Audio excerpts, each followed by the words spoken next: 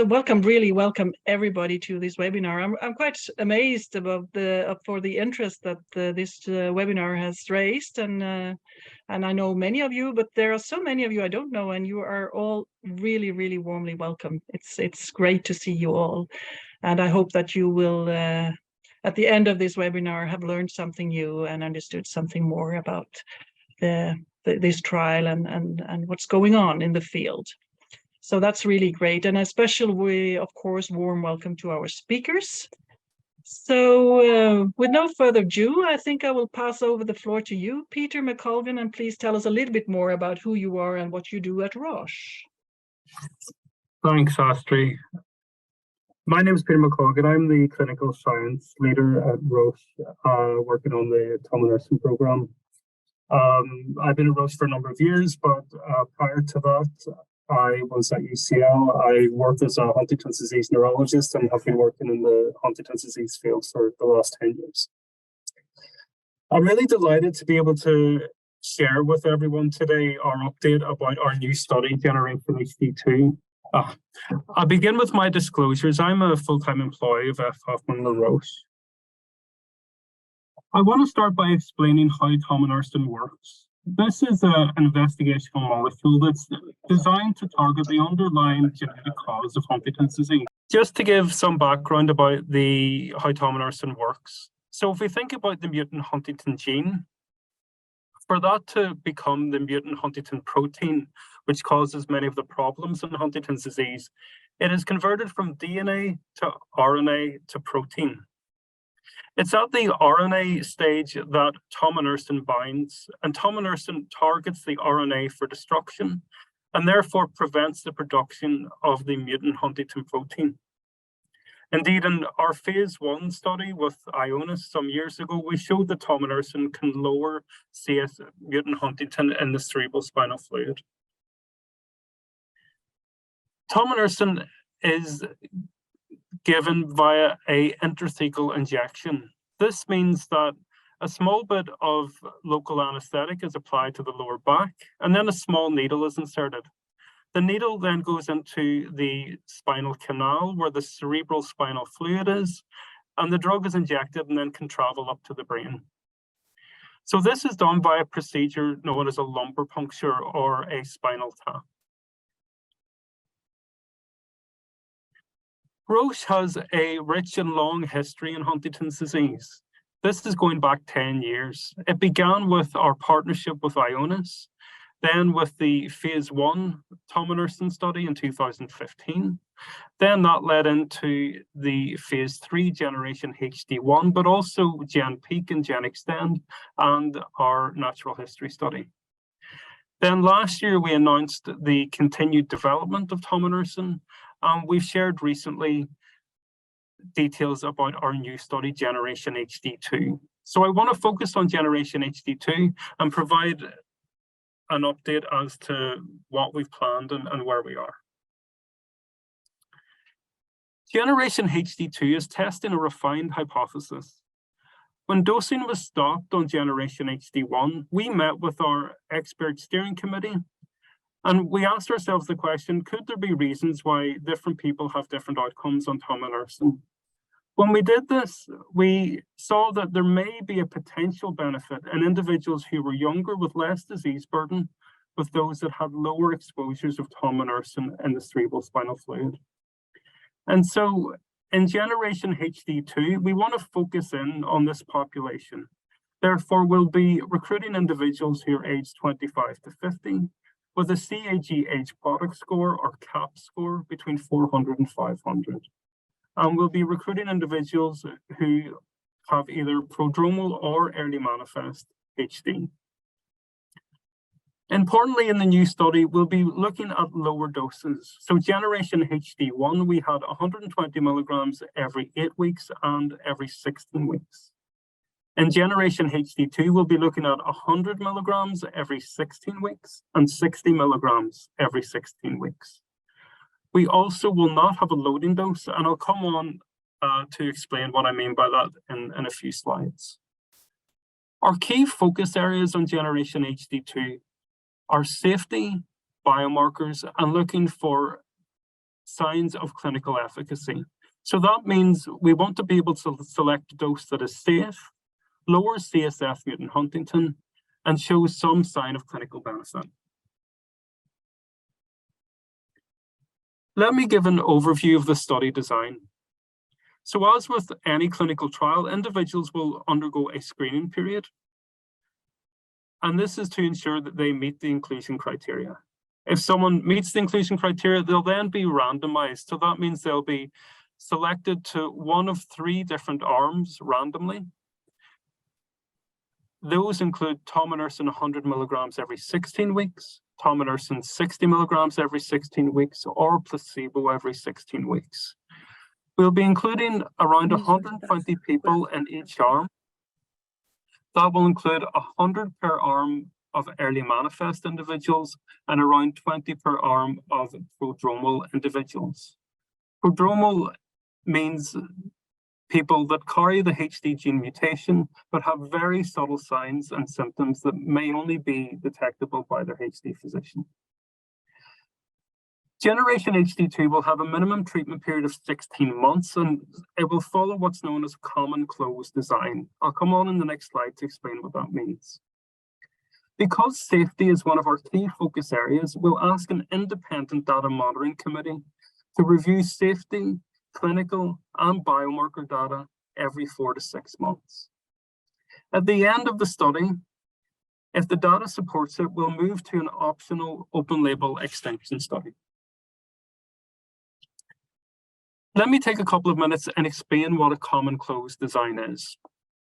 So, considering the last participant who joins the study, they will complete 16 months. Oh, swish. If we consider the first participant who joins the study, they will complete 16 months, but will continue to have dosing in a blinded fashion until the last participant has completed their last visit. And this is what's known as a common close design. The minimum 16-month treatment period will include 7 clinic visits and 4 interim telephone consultations.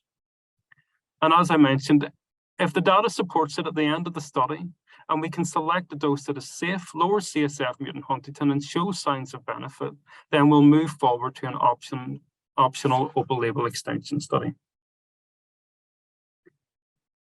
Let me explain one of the key differences between Generation HD1 and Generation HD2.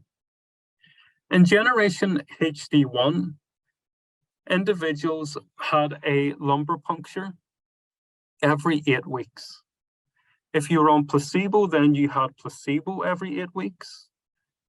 If you were on treatment every 8 weeks, then treatment was given every 8 weeks. And if you were on treatment every 16 weeks, then you had alternating placebo and treatment. In Generation HD2, the lumbar punctures are much less frequent. So everyone will have a lumbar puncture every 16 weeks, as opposed to every 8 weeks. We also do not have a loading dose. So if you look at Generation HD1 at the top, you'll see that treatment is given, or placebo is given at month 0 and month 1. However, if you look at Generation HD2, you'll see that there's no treatment or placebo given at month 1, and that means that there's no loading dose.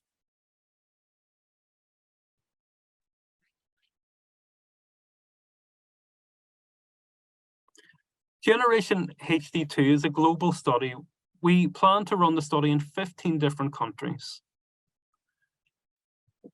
Specific study sites will be listed once sites are nearly ready to enroll patients, but if you want further updates, you can go to medinfo.roche.com and see what sites are taking part.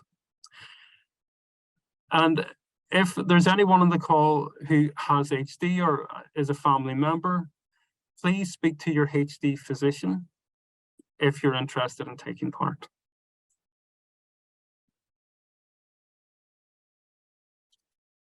With that, I'd like to summarize. So Generation HD2 will test 2 doses of intrathecally administered Tominersen, 60 milligrams every 16 weeks and 100 milligrams every 16 weeks. Each participant will complete a minimum treatment period of 16 months or placebo, following a common closed design, and an independent data monitoring committee will review trial data every 4 to 6 months, and that includes safety, clinical data, and biomarker data.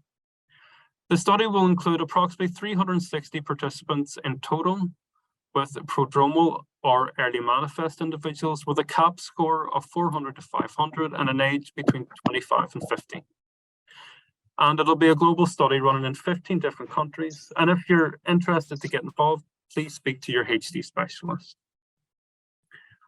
With that, I'd like to say a massive thank you, particularly to patients and their families who've helped us get to this stage with Tominersen development, but also our academic collaborators and everyone in the HD Investigator Network. With that, I'd like to hand back to Astrid. Thanks very much. Thank you so much, Peter. That was really clear and on the overall level. So thank you so much for that presentation. Now, let's move over to Dr. Sendón López. Because you are based in a clinic in Madrid, I know, and it's people like you that the company Roche is coming to now that they are ready to start a trial. So how does this look from your side and people like you? But please first introduce yourself a little bit more than I have done. Okay, hi everyone. Thank you for the invitation. I'm honored to be here. I'm based on Madrid, Hospital Ramón y Cajal, and I've been a clinical neurologist for 15 years now since I finished my residency. And most of the time I've been on the outpatient clinics treating Huntington's disease patients and running clinical trials. We took part in the pivotal trial, GENERATION HD2, and we had a lot of participants here. I think it was 16 or 15 participants. So we have some experience with regards to this type of trials. Well, Peter introduced the main information of this trial. I believe that the trial is supported by previous data. We are not so over enthusiastic as we were maybe 3 years ago, and maybe that's something that's not bad, because we can be more thoughtful about the implications of participating on a trial and of the expectations that we must have when we enter a trial. Tominersen did not work in the clinical setting that was tried before, but there was a subgroup of participants that seemed to have a positive response. It was not significant, but we must think that this molecule has only been tried with one dose.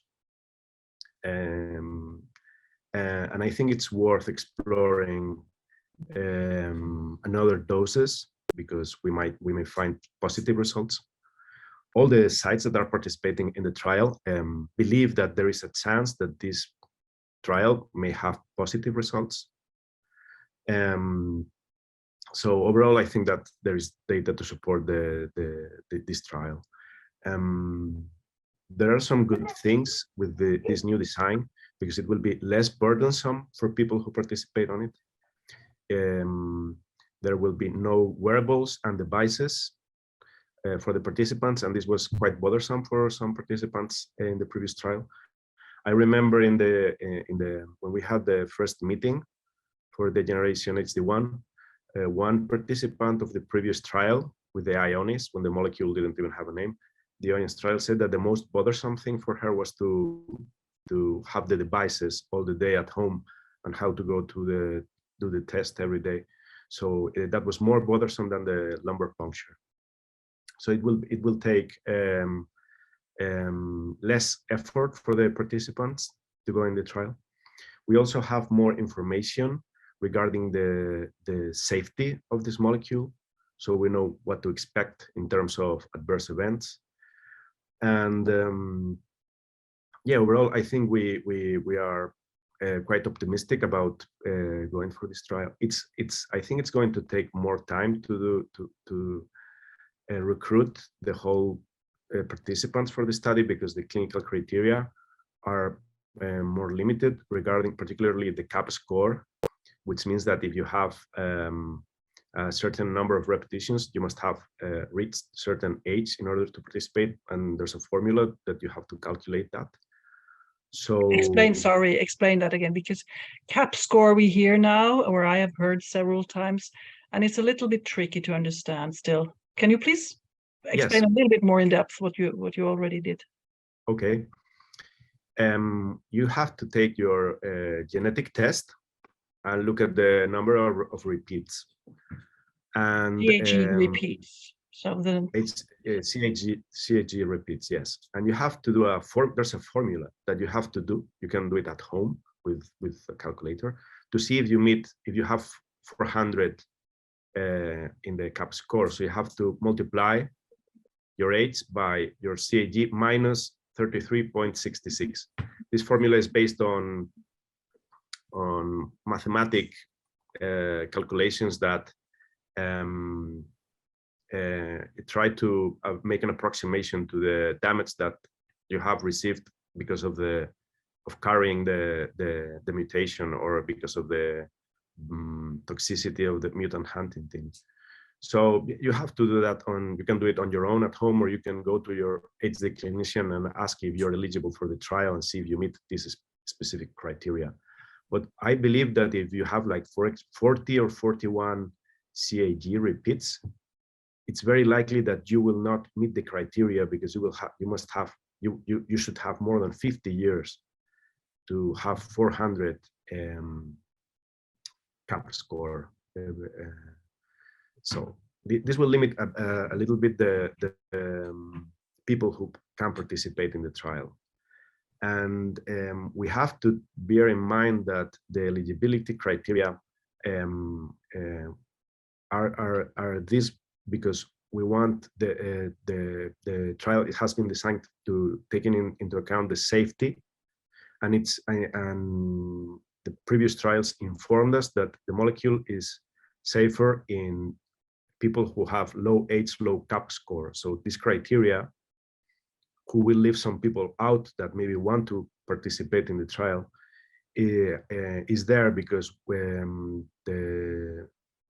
for safety reasons, okay, and also because we want to detect a signal in the participants. We want to detect an effect of the molecule. So this has been done like this in order to find some effect of the molecule. So also, well, I think that it's interesting that the trial is advanced. I think at least in some countries, there are more countries than in previous trials. So I believe that Australia and Argentina will be participating in the trial. I don't know how the other countries are doing. I believe that the United States has already started the trial, and in Spain we are almost ready for activation of the sites, and perhaps in the end of January we will be ready to start recruitment. So I think that's interesting for the people in the webinar. And yes, so if I may ask you, because you said it very when you started to speak, that there may be some challenges in recruiting to this trial, because the Generation HD1 was recruited in all those participants, almost 800 if I remember correctly, very fast, or faster than people would really have expected. But you say this may go slower. Can you elaborate a little bit? Why do you think so? Because the criteria are narrow, you said, but I am thinking also that maybe you don't see so many of these younger people in your clinic. Yes, we have a lot of. I think we are making efforts to see younger people, and pre-manifest and prodromal, and to specifically tell these people that they are extremely important for research, because we know that the trials they will focus on this particular group of people. But there's an age limit, and there's the CAP score is a limitation. There was not a top CAP score, if I remember well, in the previous trial, and there is now. So in my opinion, but I haven't done any numbers about this, but also there's the fact that in the generation HD1 generated so much expectations that we were having people contacting us and other HD clinics from everywhere, because people were really desperate to participate in this trial because they thought that this was going to be the molecule and a huge opportunity that couldn't be missed. And I think this is not the same scenario now. So I think it's going to take a little bit longer, but I mean, I think it's good. It probably will run out well. And also there are more there are more countries participating on the trial. So probably this will, there's a lot of countries that have never had a trial on Huntington disease for many years. So I believe there will be a big amount of people there who will be willing to participate. And what you're saying also is that based on your experience with Generation HD1, with the wearables, where people had to report in a lot of how they were doing very often, that they don't need to do this anymore, and it's just every 4 months they need the lumbar puncture. So you think the burden will not be so much? That will not scare people away, if I understand you correct? Yeah, the wearables did not scare people away, but then it was quite bothersome during the trial, in my opinion, for the participants. But also I want to say that I believe that at least in our side we can do the visits like in one morning. So you can come here in the morning at 9 a.m., 8 a.m. and probably we can finish all the procedures of the visit in the same day, like at 1 o'clock or maybe earlier. So I think most of the sites will be able to do this, and there are not people that have to come every 2 months, 8 weeks. That was the case in GenHD1.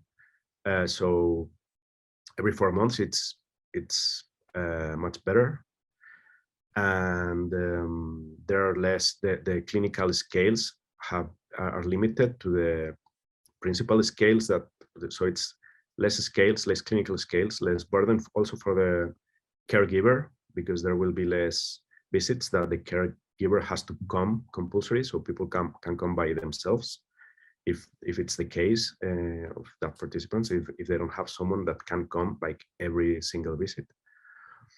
Yeah, so I also the trial, the GenHD1 trial was quite easygoing once you get started with it for the participants as well. I think the dropout rate, like people who left the trial, was quite low, and I believe it's going to be the same here, or maybe even better, because I believe we can expect to have less adverse events, and everything will be easygoing in terms of the procedures, the lumbar punctures and the MRIs and so on. Can you say a little bit more? Because before I open the floor, I know there is a lot being put in the chat, but lumbar puncture is something that's talked about quite a lot, and some people are quite scared about it. But can you, from your practical experience, how are people experiencing the lumbar punctures? Okay, I haven't done one in myself, so I don't have that experience, that point of view. But I know that people are quite nervous the first time they go through it, but then it gets easier in the next lumbar punctures. The trial, we use a very, very thin needle, which is, it has some special characteristics that make it less traumatic, it's thinner, and it's special. It has a special point that it doesn't make so much damage on the skin and on the tissues that it goes through. And I think we should ask the participants who were there before, but I think they were quite okay with the lumbar punctures. Also in the sites, at least in my hospital, we try to be very consistent with the people that will be there, the nurses, the team and the spaces where it's done, so you can feel more comfortable. And we have gathered a lot of experience doing lumbar punctures, and particularly according to the protocol. So there's also a little bit of anesthesia before in the skin before the lumbar puncture. So I think it's quite easygoing, and I believe that you should really not be scared. You can ask your doctor how it's going to be, who is going to do the lumbar puncture, where is it going to be done, and what's the bad side of doing it, what to expect in terms of adverse events. But I was surprised on how well it went on the first trial, and I think most of the sites had a good experience regarding the lumbar punctures and delivering the treatment, the drug intrathecally. Okay, thank you so much. Filipa Julio, my dear colleague from Portugal, I have just noticed in the side of my eye that there has been a lot posted in the chats. Yes, it's really hot right Which now. is really good. And I think we maybe it should be good if we could start with some basic definitions that people seem to show some doubts about, things such as the CAP score or the meaning of prodromal HD, and also the meaning of an open label extension trial. So these are the three basic definitions that I think it would be nice to try to explain better a little bit more. I don't know who wants to, Peter? Yeah, of course. So the CAP score is calculated based on someone's CAG repeat length. So that's the result you'll get from the Huntington's gene test, and also age. So there's a formula to calculate the CAP score. This is very much a research tool, but it's one of the things that we use in clinical trials to understand how people may progress over time. But just to be very, very practical. So if I'm 30 years old, I have tested, I know I have 44 or 43. Many people have 43. That's kind of the median, almost at least. 43 CAG repeats. Then I take my age and multiply with the CAG, which is then 43. And then the number I get? It's a mathematical formula. So there's a constant in there, and it's quite difficult to explain over. It's not straightforward. It's based on a formula that's been used in Huntington's disease for many years. Okay. Yeah. Another question was about what is prodromal HD? Yeah. Prodromal HD is, so typically in Huntington's disease, we use something called the total motor score. And that assesses the motor signs that you have when your HD physician examines you. Based on that, the physician will complete something called a diagnostic confidence level. And that is a range from 0 to 4 to say, based on your physician's assessment, if they think you have signs of Huntington's disease and how likely that they are signs of Huntington's disease. So the highest DCL4 is manifest Huntington's disease, and that means that you have unequivocal signs of Huntington's disease. Then below that, you have DCL3, 2, 1, and that is different probabilities of how much your physician thinks that the signs that they've seen on the examination are Huntington's disease. So prodromal, based on our criteria, would be a DCL between 2 and 3. Whereas if you think about the old study, that was only people that had manifest HD, and that was a DCL4. So that's how it's defined. And finally, the open label extension trial definition. An open label extension is when individuals who were on the previous study have the option to go into a trial where everyone gets treatment. So in a standard clinical trial, you may be randomized to either treatment or placebo, but open label extension means that after the initial trial, you go into a phase where everyone gets treatment. Okay, thank you so much for clarifying this. There is also a comment in the chat by Dermot saying, please tell everyone that the formula is in the chat, the formula of the CAP score. So please check the chat box. There are some practical questions about the trial, also the age of the participants, the country where the study will be conducted, but probably it's better if people can look at this in Roche site, where all the information is clearly stated, right? Yeah, so the medinfo.roche.com, I think I shared on the slide, will provide details about the sites as they become activated.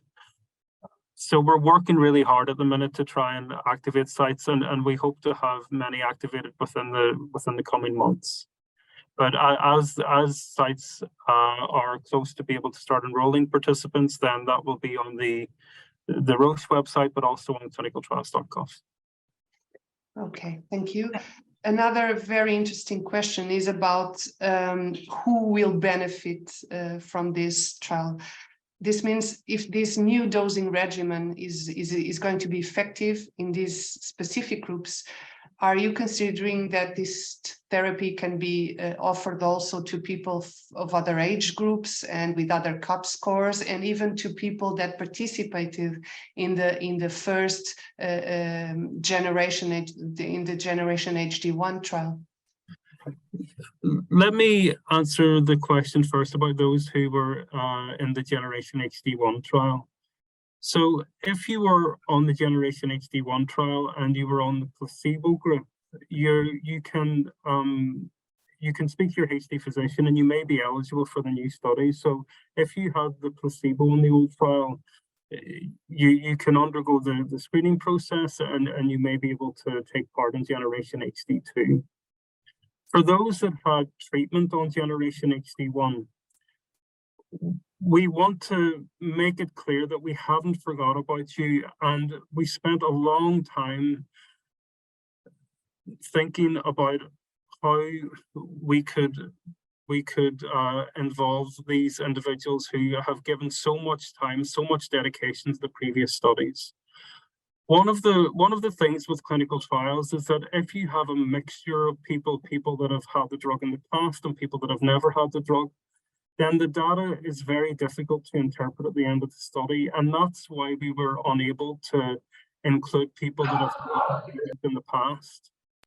However, once we have data from the new study, if that data supports it, then we want to look at options again for people that were on Generation HD2, and we'll continue to look for options for people that were on Generation HD1, because we appreciate that all the time and commitment that they've given to the previous programs, and we want to try and have options for them where we can.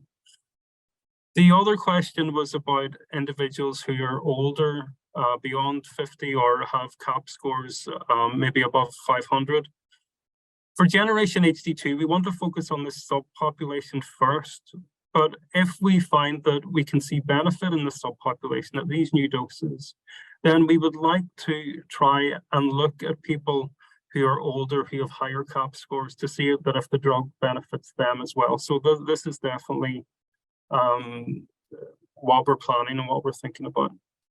But first of all, we need to show that the drug works in this small subgroup.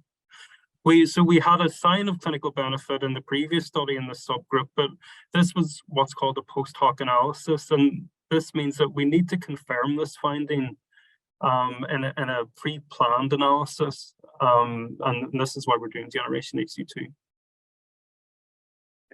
Another question that it's on the chat. It's about if you are considering to include this information about the results of the Generation HD1 trial in the informed consent process of the potential participants of this Generation HD2 trial. So these kind of mixed results and some of the downsides of it, are you considering to include it? So within the so we've included what we've seen in terms of adverse effects and things like that, and we're working very hard at the minute to publish the manuscript for Generation HD1 so that everyone can see the full results of the previous study. Okay, great. I think another concern that was expressed also in the chat box was about what about the possibility of the participants that are going to take part in this trial, in this specific trial, to take part in other trials in the near future? How? Sorry, you just cut out. I didn't hear the last bit. So one of the questions that also came out in the chat box was about the possibility of the potential participants in this trial to also participate in future trials, in other future trials. I think to questions around other companies and their plans and their plans for treatments and things, it's not really something I can comment on. It depends on the person designing the trial and how they design the trial. So that's unfortunately something I can't address. Okay, thank you. Maybe we can ask José, because you have taken part, or your clinic has taken part in several trials. Is there anything in general you can say about that, if you have been in one trial testing one treatment? That depends on the protocol. The people who designed the protocol for that study, they consider if participating in previous trial is going to impact their trial, and then on the eligibility criteria you can find. For example, in some trials, it's like you can't participate in this trial if you have received Tominersen, or if you have received Tominersen in the last year, or maybe if you have ever participated in any antisense oligonucleotide trial. So it depends on the specific trials. Probably, for example, if you're interested in a trial that is for some symptomatic treatment, like an antichoreic molecule, you probably can't participate even if you have participated in Tominersen, if, for example, a year has gone by. So yeah, but it's something that if you participate in a trial, that may impact future participation in future trials. That's something that you have to consider. But that depends on this. Yeah, because I think maybe one of the reasons for many questions or comments related to this may be that people can feel, oh, you used me and now I'm useless after I've been in a trial and dedicated my time and effort to help promote research.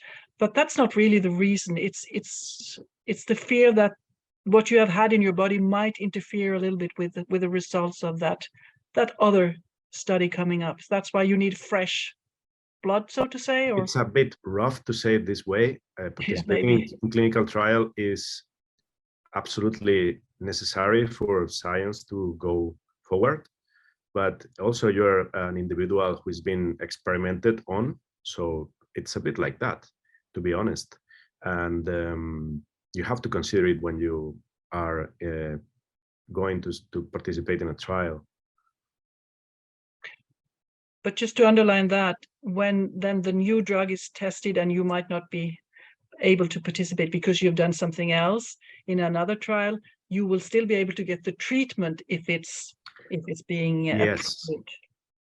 When the molecule is approved for the market, so to say, you probably will receive the molecule without any problem, even though you have participated in a trial. So yes. Yeah. Okay. Philippa, anything else to pick up on? I don't think there are new questions. Only to say that we are going to share the presentation, the recording of the presentation. So there was a question about the slides, so people will get to see the slide presentation there. The recorded version of this webinar will, within a few days, I think, be available on our website, eurohuntington.org. So you can go back and have a look there and stop and have a closer look at the presentation. So Peter, I don't know if you said anything about it, but what's the timeline? You said, of course, you can't predict everything when sites are ready to really start recruitment, but what's your expectation? So we're working to activate sites.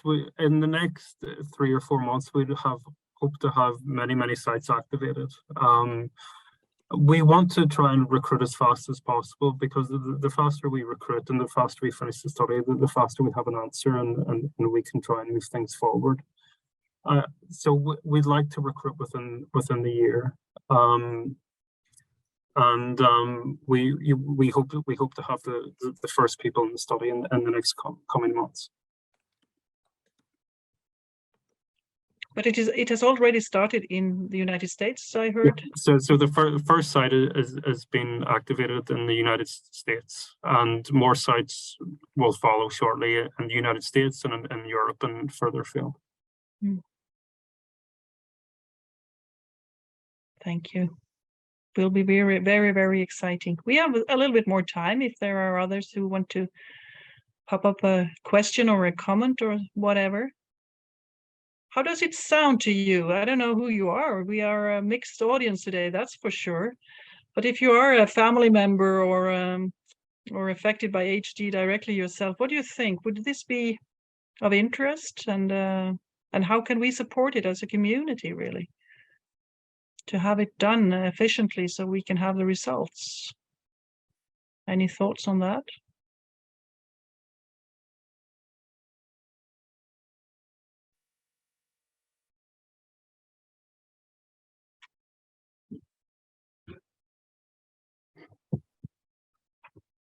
Tina says that I think it's great that Roche is still with us. Yeah. But I noticed Zainab has a comment or a question about the dosing. And I can read it. What was the reason to try lower doses of Tominersen on prodromal patients, but not manifest patients? The lower doses of 100 milligrams and 60 milligrams will be both for prodromal individuals and manifest individuals. So we'll have around 100 per arm of manifest individuals and 20 per arm of prodromal individuals. So both groups will get the same doses. Okay. And what is those doses compared to the one you had in Generation HD1? Generation HD1 was just 120 milligrams. One group was given it every 8 weeks and the other group was given it every 16 weeks. So in the new study, we're just dosing it every 16 weeks, so less frequent than before, and lower doses, 100 milligrams and 60 milligrams. We have another comment in the chat from Dermot. If recruitment is hopefully finished in 1 year and the trial is 16 months, is 2.5 years to 3 years for the results a reasonable hope? We would hope to be able to share the results in 2 years' time if we can recruit fast enough. Yeah. So 2 years' time, hopefully. Another maybe question. Peter, it's Lauren here also from Roche, just to clarify that I think the calculation that was put forward is probably right, really, because we have like a year from now and then 16 months is over a year, so it is in that 2 to 5, 2.5 to 3 year range, but as soon as possible, obviously. Yeah, and really depending on how long the duration of the recruitment takes. Yeah. Another very practical question is about how the process of choosing the countries that are going to participate in the clinical trial. How do you do that? How do you choose which countries are you going to include in the trial, in a specific trial? So we reach out to sites and see if sites can be involved, and we look at feasibility and see if they're confident they can recruit individuals into the trial. So it's really talking to HD physicians and units and seeing if they can be a part of the study. Can you just update us on which countries what countries have already started to recruit? So we have the first site activated in the US, but we hope to have more in the US and Europe and further afield in the next couple of months. Okay, thank you. And José said that Spain and in Madrid, they will probably be ready.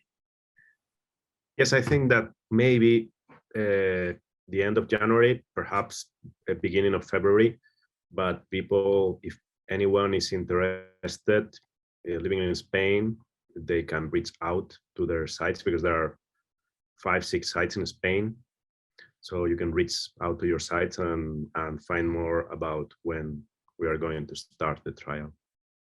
But very soon, I think. So just out of curiosity, because time is precious for all of us, really, there is an urgency in the community, of course. If let's now, since José is here, if Spain is doing really well, do you have what's it called? Do you have a maximum number you want from Spain? So all countries needs to recruit, or theoretically, if José had 120 people lined up and ready to recruit, would he be able to, or would you accept that, or how is that? So each site will have a target, a number that they can recruit. But I think this would be on a site-by-site basis. If José has lots of people that want to join, this is something we could review. Yeah. And I could call and say and discuss with you if they can have more than the set numbers. Exactly. Mm-hmm. So I think even if we have a few minutes left of the hour, we are coming to a close, which means really, Peter, and I think that's the case, that you were really clear in your presentation and kept it to an overall level, which I really appreciate. So thank you for that. And José, also thank you so much for your insights into the practical everyday life in clinic in terms of running a trial. It's really, really valuable for us to be able to see what this takes. So with that, Peter or José, do you have any closing remarks? I just thank you so much, and to the EHA for giving us the opportunity to update everyone and to share with everyone the exciting news about Generation HD2.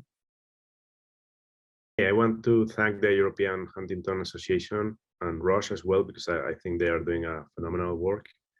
And also I want to thank the participants of the trials, because they have made a great effort, and without them this would not be possible. So thank you for trusting us in this process, and I hope we will be good enough for you, so to say. I don't know how to express myself.